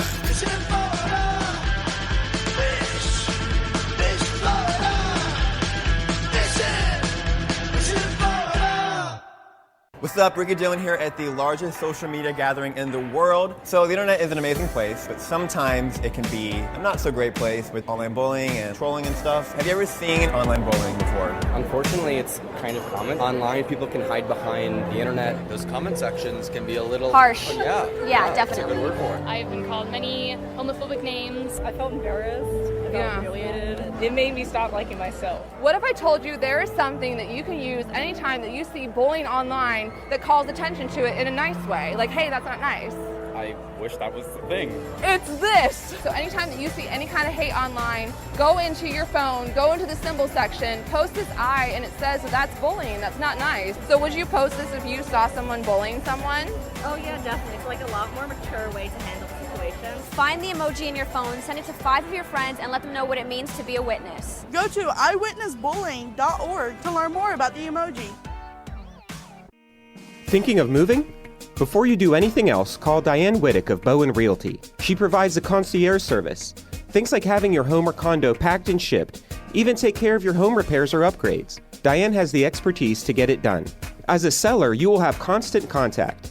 She will furnish you with bids on any services that might need completion: air conditioning, plumbing, handyman, and even cleaning.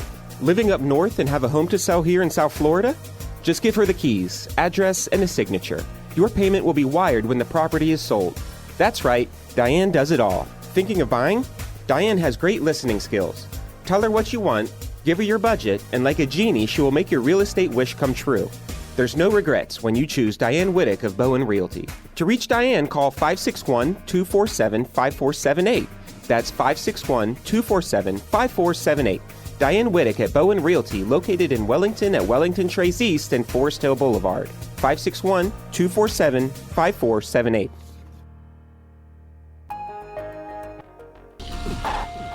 We just finished dinner and it was time for homework. He hates homework. It makes no sense. I don't know how he finds anything in his backpack. I can't find my backpack. I couldn't even read his handwriting. Holding the pencil makes my hand hurt. I know he's bright. Why is it so hard for me? He's I'm just trying gotta as try a hard little as harder. I can. When you can see learning and attention issues from their side, you can be on their side. Go to understood.org, a free online resource with support and tools to help your child thrive. Do you have an unusual pet? Did you know that the Rainforest Clinic in Loxahatchee specializes in exotic pets? They see pets that other vets don't. Parrots and chickens, ducks, geese, turtles, snakes, goats, pigs, lizards, and even monkeys. Are you a beekeeper? Dr. Clubb, the first of her kind in the area? Yes, she takes care of bees as well. Dr. Susan Clubb has decades of experience and known around the world for her reputation as a premier avian vet. Located at 3319 E Road in Loxahatchee, just a short distance north of Okeechobee Road, you will find a modern clinic with in-house labs, which allow you to get your test answers quickly. You can find them online at www.susanclub.com. That's www.susanclubb.com. Or you can reach her at 561-795-4878. It's Dr. Susan Clubb. That's 561-795-4878. The Rainforest Clinic located in Loxahatchee. 561-795-4878. I grabbed my fishing pole and cast it in the water. I fish until dawn. Oh my, I caught a shark. I'm fishing and blowing on. When the sun shines all day. Call me a grouper. Stop fishing and blowing on. Oh yeah. It's the Fish Florida Show with your host, Riscala Stevens, bringing the outdoors to you every Sunday morning, 8 to 10 a.m. And now your host, Riscala Stevens.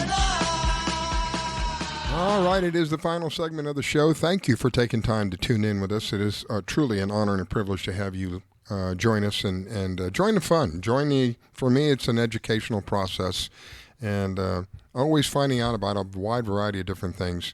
And so we're ever so grateful for each of you that do that for us. This morning I have Pam with me. She's one of the top kayak anglers here in Florida. She's ever so gracious with her time to spend with me. I'm so grateful for that. Thank you, Miss Pam. Thank you. I appreciate coming here. It's always a good time. And hopefully we're going to hear from Mike Lendl here. He's with the King of the Glades tournament. He said he may be he is going to be out on the water, and he may be having a difficult time. So we may or may not hear from him yet. Anyway, what have you got planned going on for this next week now? Hopefully you've got a tournament that you're going to be joining, and if the weather is going to cooperate, you're going to be doing some pre-fishing, but it doesn't look, according to the radar, it doesn't look like that's going to be going on. Oh, no, I'm not fishing today. Matter of fact, I'm going to be down at Tampa Fishing Outfitters today. So I'll be there from about 10:30 until we close at 6. And I'm there Monday through Thursday. Might try to sneak out early and do some fishing on Thursday. We'll see. It all depends on the weather. Mm-hmm. Yeah. Because I have no idea where to fish in Steinhatchee for this tournament on Sunday. I don't have a clue. Wow. Well, I think I've got Mike Lendl on here. Mike, is that you that's with us this morning? Yes, how's it going? Hey, Mike. Go ahead, Pam. Staying dry, my friend? I'm actually fishing a tournament right now in the C14 canal system in Margate, down in Margate, Florida. And what does it look like? What's the weather like? It's starting to build up. Looks like we got about another hour or so before it looks like it's going to start raining here shortly. Before the end of the world. Yeah, but there's a lot of bridges and stuff in this system. Oh, good. So are you fishing for bass, or are you fishing peacocks, or are you getting a little of both?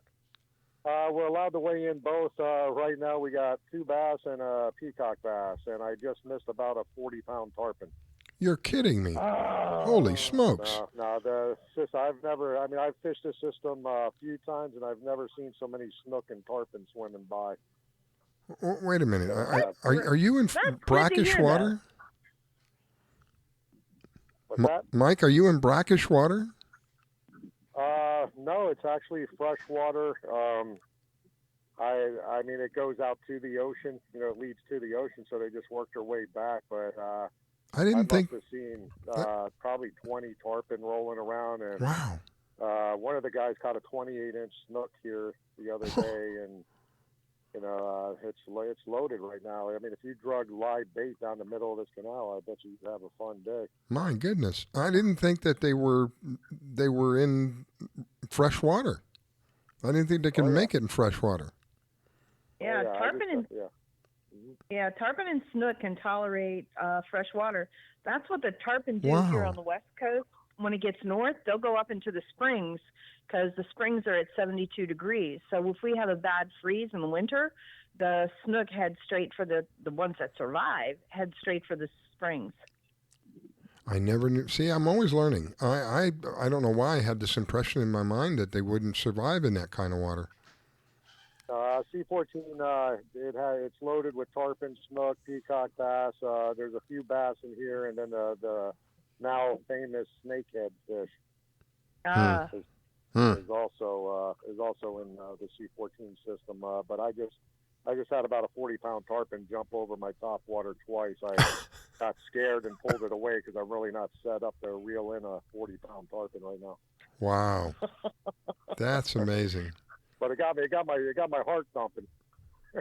Definitely got your attention, I'm sure.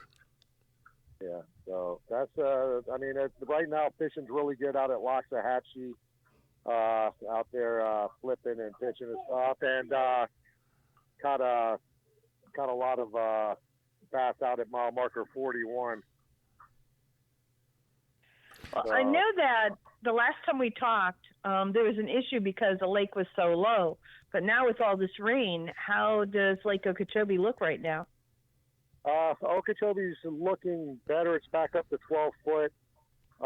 It's pretty clean water. They're actually, I heard, in November going to start planting plants, which they should have done years ago instead of spraying it. But right now there's no offshore grass at all. So they got a program coming up in November where they're going to take some pepper grass from a canal system and try to relocate it in the offshore structures of Okeechobee. Common sense. Wow.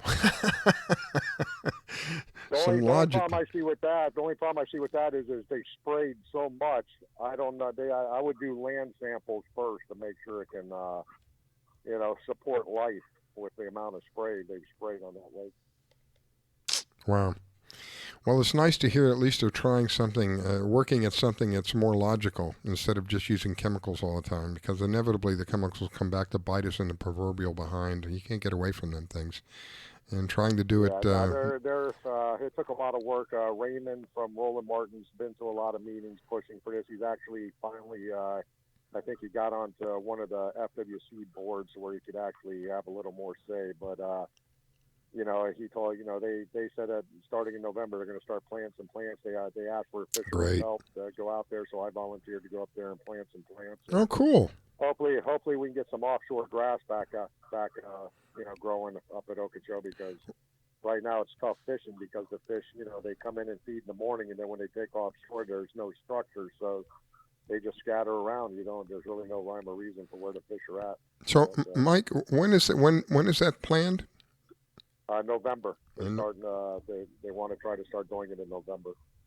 Okay, so I'm going to try to write myself a note and get you back on prior to that, so we can remind people that that's going on. I'm sure they're looking for volunteers too, right? Yes, they asked for volunteers to go out in their boats and transport live plants and drop them off in certain areas. Yeah, good. All right, so I'll write a note and we'll contact you prior to that to remind people that if everybody does just a little bit, you'd be amazed how things would change so very quickly, and it would just take a very small effort on the behalf of a large number of people. I think of the CCA people, and I think of the Ocean 360 people who are out there cleaning up the environment for us. They get a lot of people involved. It's a small effort from a lot of people, and before you know it, they're literally taking tons of junk out of the water and making the water a better place. So if we could get some more effort from some more people to help plant, oh my gosh, that's great. Everybody's going to win. I have a question on that. When you said drop it off, are they like in a little container that's weighted that you drop them off the side of your boat? I would imagine they'd have to do something like that, because with the 12-foot alligators in Okeechobee, I'm not getting out of my boat to dig a hole. Exactly. That's where my mind's going. Yeah, I think they're going to try, to weight them down or something and just drop them overboard in certain areas. Yeah, because it's a mud bottom, but yeah, you know exactly where I was going with that. Once they give the details, I'll get back with you. Let you know exactly how we had to do it. Yeah, I don't think they'll be having people jumping out of their boats. When we're dealing in the oceans, we have shark bait, and when we're dealing back in the backwaters, we have alligator bait. And you don't want to be either one of them. Right. Not going to want. Me and my partner Bruce Austin, we're getting ready to make a run here, go to a new spot. It was nice talking with you guys, and I'd like to give a prayer out to my mom, who found out she got cancer last week, and pray that she has the strength to pull through it. So, amen. You guys have a good day, and all right. We'll make sure we say prayers for your mom, my friend. God bless you. Enjoy. Tight lines. Tight lines. All right, tight lines. All right, my friends. That's Mike Lendl. He's with the King of the Glades tournament. He's actually out there fishing as he's talking to us. I really appreciate that. Another one who stood up at the last moment and said, "Yes, sure, I can call in. I may have a little bit of a problem because I'll be out in the water, but I'll call in." So I'm ever so grateful for that. Wide variety of different information we try to offer on the show. We talked about kites. We talked about freshwater fishing. I learned, I didn't know that, Pam, about the tarpon and the snook, that they would actually go into freshwater like that. Again, I'm learning. It's a learning process for me.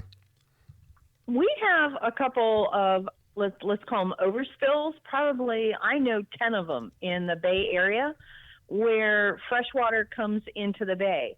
And those are areas, especially when it rains a lot, where when you have a spillover, it throws a lot of bait fish and everything come from the freshwater into the saltwater, and the saltwater fish just hang out there just waiting for it. I've even caught some of my biggest reds, 2 weeks ago. I got almost a 30-inch red in front of one of those quote-unquote spillways. Wow. He was just waiting for the bait to come through. And were you using live bait, dead bait, or lures, or what? I only use lures. Mm-hmm. Unless I'm offshore, I'm only using lures. Well, I take it back. I know that's your favorite. Once in a blue moon, if a silly pinfish hits one of my mirror lures and it's smaller than my lure, Sometimes I'll take the lure off, throw a circle hook on, throw the pinfish on, and throw them, 20, 30 yards behind my kayak. Mm-hmm. But usually, on just lures. That one I caught on what's called a fluke. If you're a saltwater guy, you'll call it a fluke. If you're a freshwater guy, you're going to call it a jerkbait. And when you're doing a what they call a jerkbait, it's a reel and a jerk, or is it you're constantly reeling it in?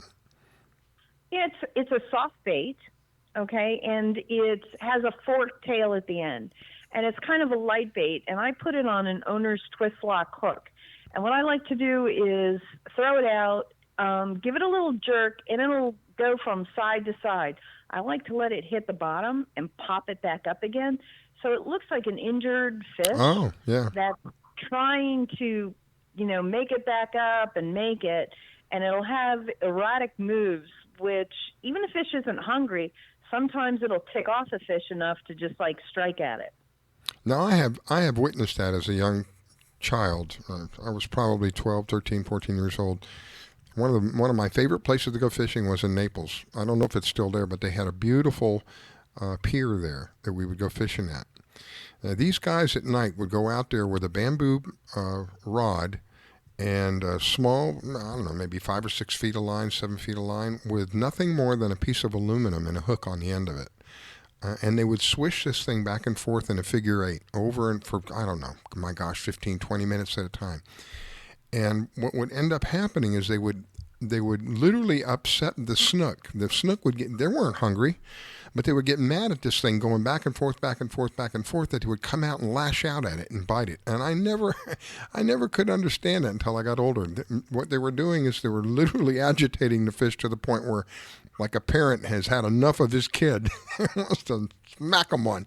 And they were catching some seriously big snook. I was surprised. I was really surprised that it took some patience, it took some skill, but that's how they were doing it. They were upsetting the fish to the point where they weren't really hungry. They were just biting because they were tired of this thing irritating them.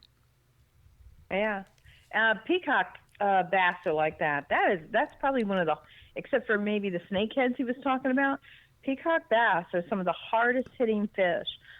They took on a topwater that I had, Spook Jr., they didn't just bend a treble hook, they took the whole set of treble hooks out of the lure. No way. Holy smokes. That hard. Wow. Yeah.